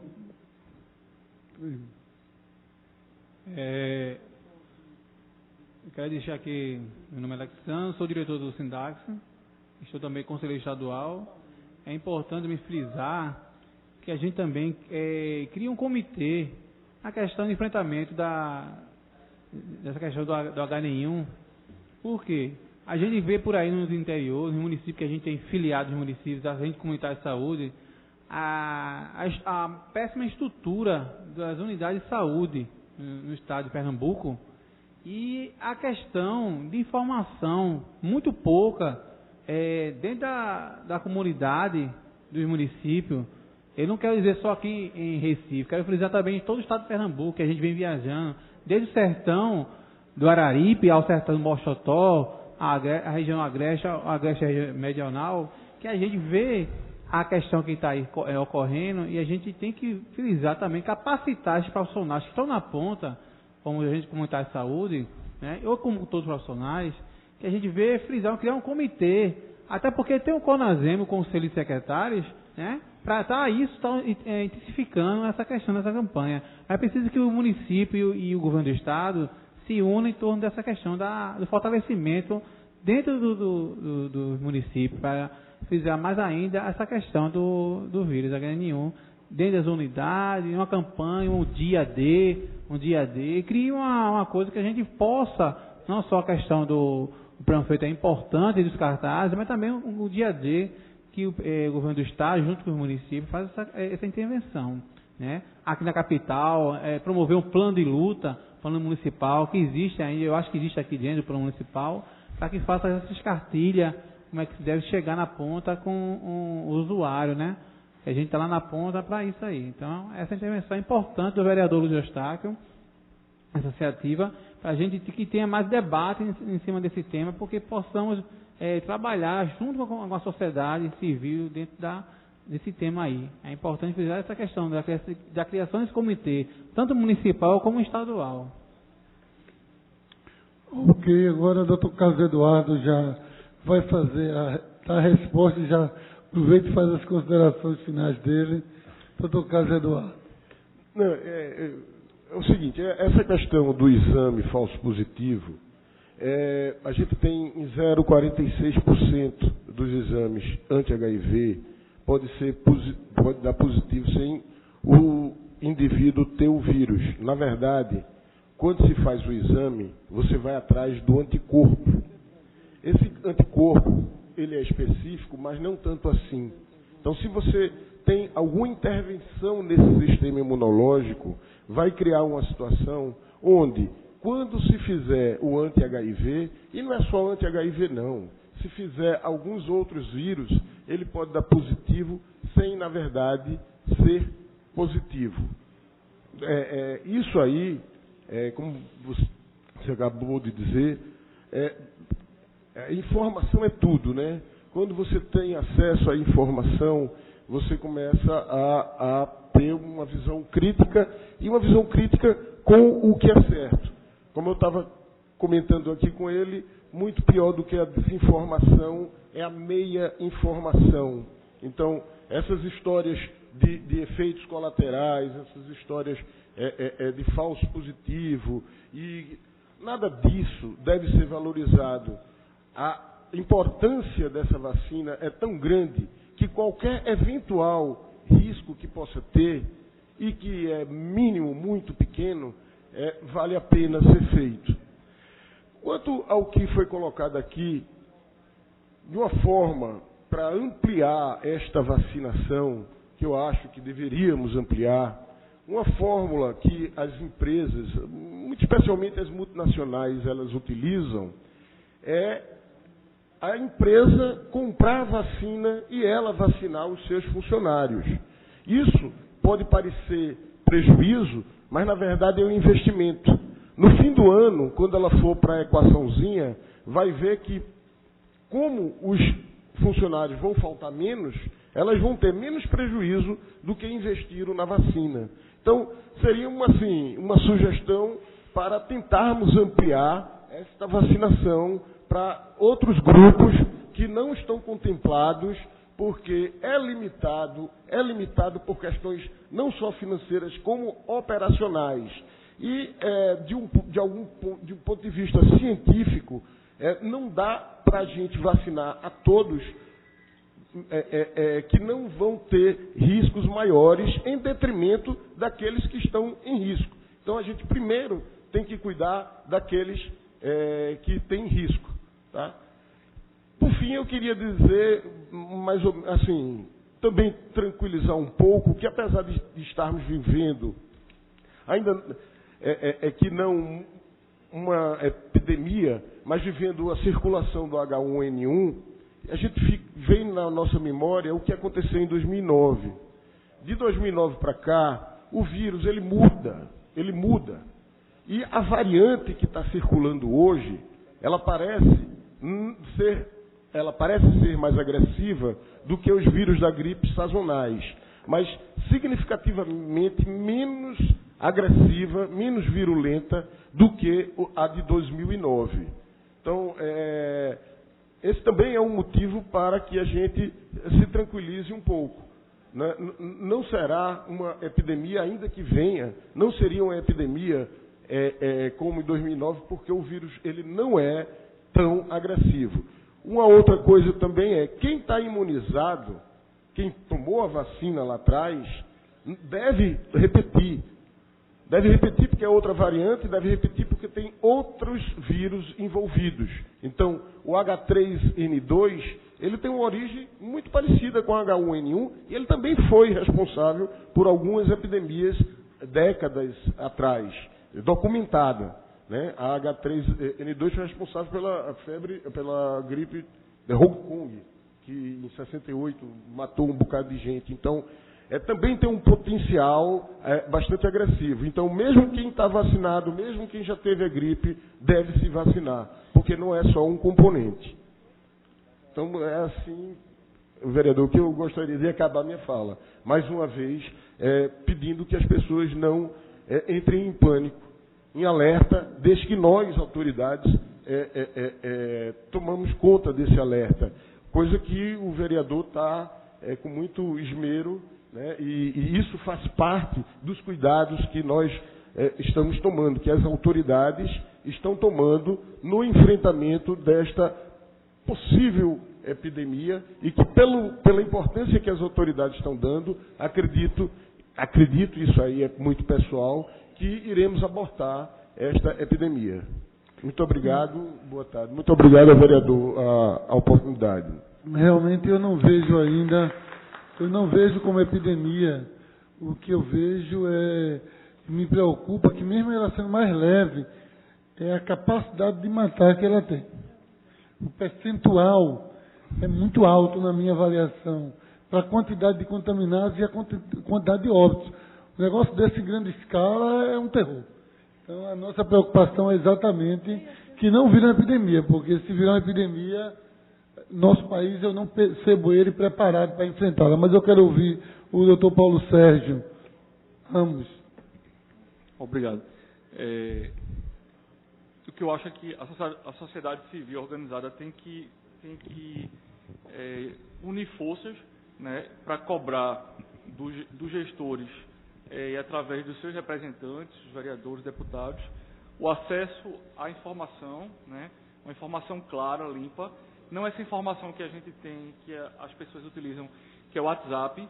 Então a gente fala hoje em dia profissional de saúde que a gente vive uma epidemia, além de Zika, chikungunya e influenza, vive uma epidemia de desespero, né, uma epidemia de pânico, né, e muito disso aí imbuída por essa circulação de informações errôneas que só leva as pessoas a ficarem desesperadas. Então a sociedade precisa lutar por boa informação, informação adequada. Eu acho que precisa brigar, sim, pela vacinação para a influenza universal, né? E claro que o Ministério da Saúde, o principal motivo, quando ele elenca a população de risco para fornecer a vacina de influenza, é porque realmente são as pessoas que têm maior risco de evoluírem graves e ter risco de morte. Mas o ideal é que todos os indivíduos, e está recomendado, se a gente for olhar para os calendários vacinais de várias sociedades médicas, a vacina de gripe está recomendada para todos os indivíduos a partir dos 6 meses de idade. Então, a gente deveríamos, né, pressionar a governança, os gestores, para que em algum momento o país viva uma crise, né, econômica real, né, pode não ser para esse ano, mas que a gente consiga ter isso para um futuro, que esse futuro não seja tão longínquo. Era essa a mensagem que eu queria deixar. Obrigado. Obrigado, doutor. Ana Catarina. Bem, eu acho que queria agradecer pela oportunidade de esclarecer. Eu acho que é um momento importante para a gente mostrar o que vem sendo feito. Na verdade, já tem uns 3 meses que o programa de imunizações ele vem trabalhando para organizar essa campanha de vacinação. Essa campanha de vacinação, a sociedade está sabendo nesse momento, mas ela começa a ser organizada desde o ano passado, porque a logística de trabalho ela não é tão simples, as vacinas têm condições especiais de armazenamento, a gente precisa compreender toda essa logística. Então, nós, essa semana, aqui no Estado, começamos a vacinação dos trabalhadores de saúde. Essa vacinação, começou pelos trabalhadores, porque entendíamos que era o grupo que precisava ser imediatamente vacinado. Nós vamos vacinar até o dia 20 de maio. A partir do dia 25, segunda-feira, os outros grupos prioritários também vão estar iniciando a sua vacinação. Pretendemos também finalizar 30 de maio. O dia D vai ser dia 30. e que, na verdade, a gente trabalhou dessa maneira porque foi como nós já recebemos 44% da vacina aqui no estado de Pernambuco, então a gente trabalhou de uma maneira que a gente poderia iniciar, mas iniciar de uma forma que não faltasse a vacina.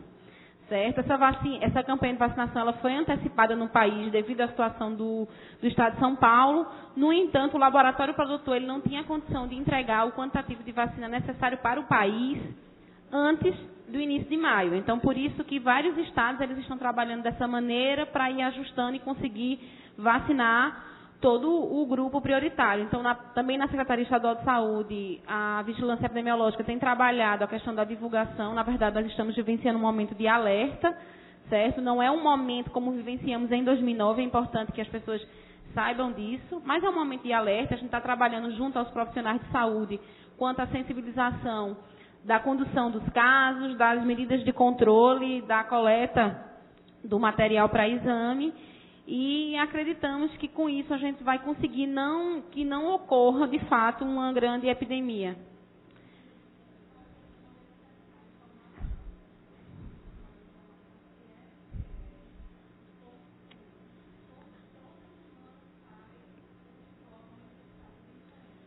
No CIEVES-PE tem as informações sobre a influenza do estado de Pernambuco, tanto o informe de casos do que vem surgindo, quanto a conduta, como notificar. Isso tem no site do CIEVES.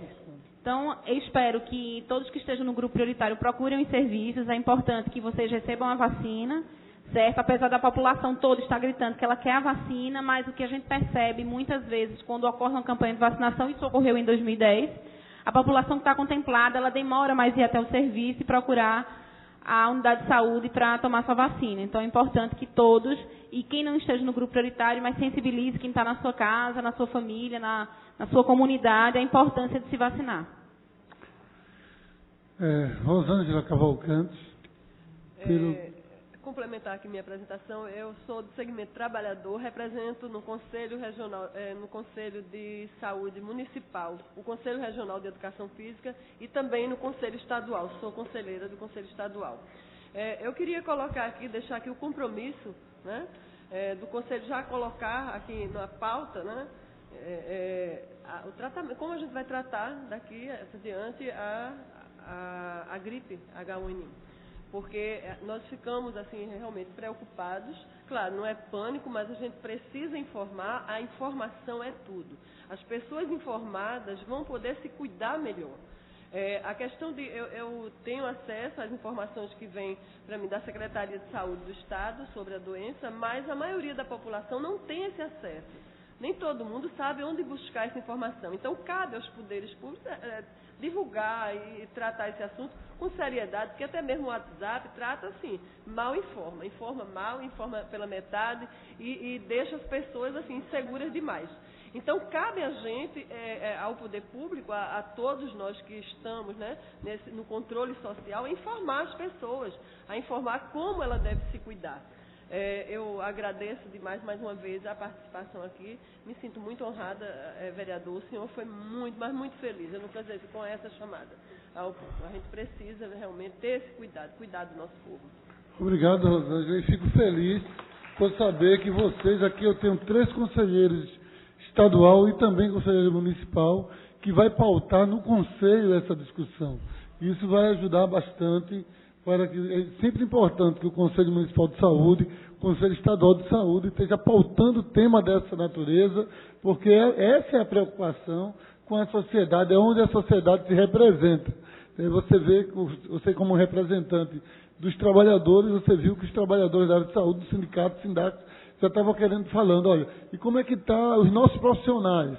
Aí eu perguntei a Guzmão, ele disse, olha, todo profissional do nosso município vai estar recebendo, todo profissional de saúde vai estar recebendo as doses da vacina. Aí ele fala, e os outros municípios? Aí vem para o Estado.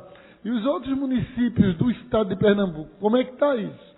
Quer dizer, aí você começa a desenvolver essa discussão e é importante que seja feito tanto no Conselho Estadual de Saúde como no Conselho Municipal de Saúde. Mas vamos ouvir agora, o último inscrito a última pessoa a falar sobre esse tema, Fernando Guzmão, que representa o secretário de Saúde Municipal. Pois bem, então, para a gente finalizar, então, o que é que a gente tem de perspectiva? O vírus H1N1, ele foi introduzido em 2009 e a tendência é que ele, vamos dizer assim, vire um vírus comum de gripe. Por enquanto ele não é, né? Mas a gente espera que a fama dele seja maior do que realmente o que ele é capaz de fazer em termos de malefício, né? A gente ainda tem poucos dados para chegar a uma conclusão, mas parece, há uma tendência a dizer, como o doutor Carlos Eduardo já falou, que ele não está tão virulento quanto no início, quando ele chegou, né? Ele não está causando mais mal a ninguém se comparar com os outros vírus que causam gripe também, né? Diante disso, né, em qualquer tipo de doença transmissível, a gente tem vários níveis de alerta e cada um desses tem as suas condutas específicas, né? Então a Anvisa tem as suas condutas em relação a viajantes dos portos e aeroportos, né, que vêm de fora. Para fazer isso dentro do Brasil, precisaria uma mobilização de recursos muito grande, né, que se você for ver a situação atual da epidemia de gripe, não justifica uma mobilização de recursos para fazer um sistema de barreira entre os estados para lá e para cá. Inclusive, então, não há como fazer barreira. Isso, é isso que eu vou falar agora, né? Porque a pessoa que está com gripe começa a transmitir antes de ficar doente. Então não tem como fazer. Eu não queria entrar em detalhes mais técnicos, mas não, né? Mas assim, não é uma saída essa aqui, né? Mas a gente está de alerta. É importante que a gente saber que a vigilância é contínua. Toda semana a gente avalia os casos novos que acontecem para saber se, comparado com as semanas anteriores e comparado com o mesmo período do ano anterior, se a gente pode chamar de epidemia ou não. Se houver qualquer mudança de comportamento, a gente vai lançar mão de outras condutas para impedir transmissão. Em relação aos trabalhadores, né, tem a sugestão de cartão de vacinação, tem a sugestão do SINDAX. Como a vacinação não é universal ainda, a gente não pode obrigar que o trabalhador de uma fábrica, por exemplo, se vacine e só entre se estiver vacinado, porque não é universal a vacina, né? Então, mas algumas empresas privadas vacinam por si próprio, por conta própria dos seus trabalhadores. O doutor Carlos Eduardo falou, né, que vale a pena para evitar a ausência no trabalho, maior produtividade. Esse custo da vacina compensa uma falta de produtividade que teria se o pessoal adoecesse, né? Uma ponta que qualquer patrão sabe fazer muito bem isso, né? Em relação aos trabalhadores de saúde, principalmente os ACS e os ASAS, a vacina está disponível já para a categoria, né? É importantíssimo que todo mundo se vacine, né? E o uso dos EPIs, equipamento de proteção individual, né? No caso, a máscara, que deve ser usada somente durante a consulta ou durante a visita. E atentar para a higiene das mãos também, que é importantíssimo para a prevenção de transmissão, para si próprio e para outras pessoas também, né? Então, é direito do trabalhador exigir esses EPIs, né? A ideia de fazer o comitê é uma das ideias que a gente vai levar para a secretaria, né, e conversar com o Estado, né? A vacinação, também a tendência é ser universal. Hoje não dá, por duas questões, só para citar duas. A questão técnica, porque a vacina ela é sempre feita com base nos vírus que circularam no ano anterior.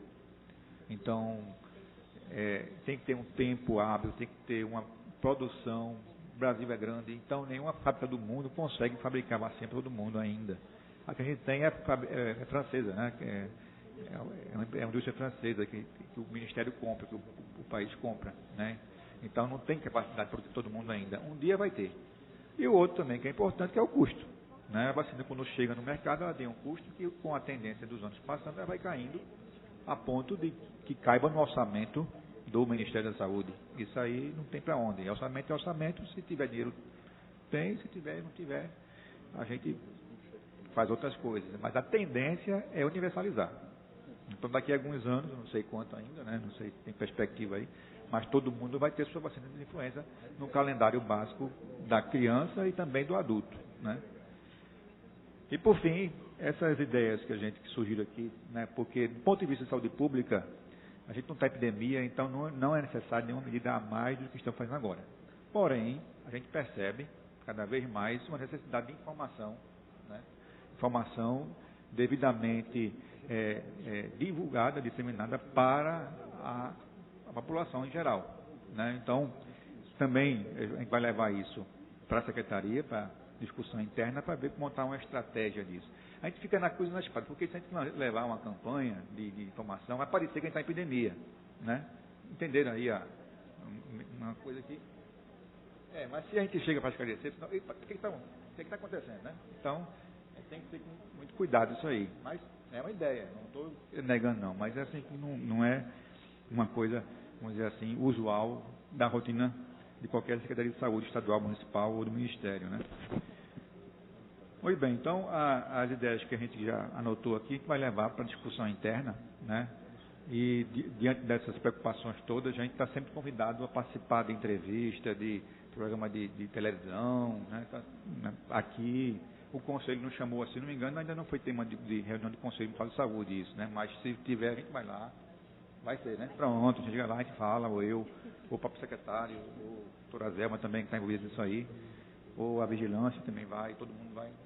Isso aí que é importante, essa participação e essa mobilização da população em modo geral. Então é isso. Muito obrigado mais uma vez pelo espaço. Ao mesmo tempo que a gente está já próximo do final, e dizer o seguinte, para nós, saímos daqui com um esclarecimento, é isso que a população precisa.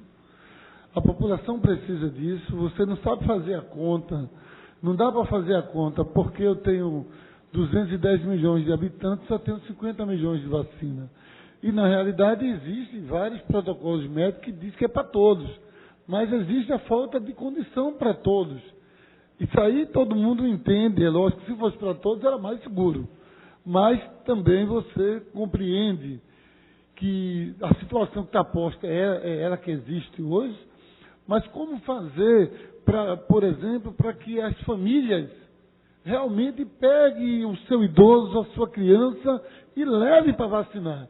Se você não fizer a divulgação correta, a informação correta, mesmo arriscando que algumas pessoas fiquem meio enlouquecidas, porque tem pessoas que pensam de todas as formas, mas você vai deixar de vacinar várias pessoas que é da prioridade e ela não vai com medo disso ou daquilo, entendeu? Ou a criança não vai porque a mãe acha que não vai, que não precisa levar, e a criança dela está sob risco. Quer dizer, se a gente não fizer algo extensivo, falando com os meios de comunicação, tocando, conversando com eles, a gente poderá deixar, quer dizer, o vírus vencer, crescer um pouco mais. Quer dizer, cada ano, se a gente fosse olhar para São Paulo, houve uma situação ano passado, esse ano era mais que triplicou, né, a quantidade de pessoas. Quer dizer, então a gente precisa ter essa preocupação. Eu acredito que a divulgação, a campanha de divulgação, de esclarecimento, ela é essencial. Outra coisa é a luta para que todos tenham acesso. Há uma necessidade de todos ter acesso. Tudo que nós não queremos, e aí a gente não vai dizer isso, porque é importante você não deixar que a população ache que está acontecendo é uma epidemia, porque se acontecesse isso, seria o caos. Porque, infelizmente, a nossa saúde nacional não está preparada para isso. Não é municipal, não é. Aqui esse município é um dos municípios mais preparados. Eu falo, os municípios menores, os estados, o país não está preparado para isso. Mas precisamos nos unir. Eu acho que esse é um momento importante. Eu acredito que cada um de vocês que tem esse compromisso, que estão trabalhando nessa área, discutindo, fazendo os protocolos, tudo isso é muito importante. Agora é importante que a população saiba, o site que você informou repete aí. cievespe.com. E o 0800 também, que pode tirar dúvida da população. 0800 286 2828. Eu acho que isso é importante. Se você tem isso, você divulga que você tem o 0800 que tira dúvida, você divulga isso, as pessoas começam a ligar, a procurar. Isso vai ser importante. Então, acho que esse momento é um momento importante e nós precisamos trabalhar da forma correta, pedir a Deus para que essa coisa não aumente, mas a preocupação ela existe, e exatamente por conta de São Paulo. Porque São Paulo, a pessoa está empavorosa, porque todo mundo, como a gente diz, a gente está num mundo globalizado, mas nós estamos aqui dentro do Brasil. Por isso que as barreiras são muito mais difíceis de fazer. É porque a barreira nacional é difícil de fazer. Mas, gente, eu quero agradecer a vocês, a todos vocês que vieram, a todos aqueles que vieram participar conosco, dizer às pessoas que estão dentro desse grupo, que tem algumas pessoas que já têm 60 anos, que procurem tomar a vacina, e é importante que a gente possa estar disponibilizando. Então, que Deus abençoe a todos, e nós convocamos uma outra reunião na próxima segunda-feira, uma reunião ordinária. Obrigado a todos.